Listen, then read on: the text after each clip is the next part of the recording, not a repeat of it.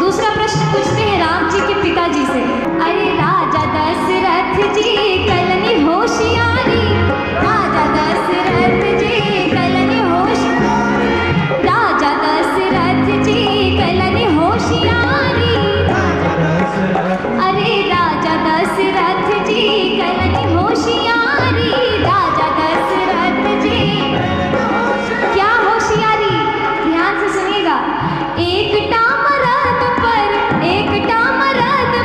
तीन तीन गो नारी बजा द बबुआ।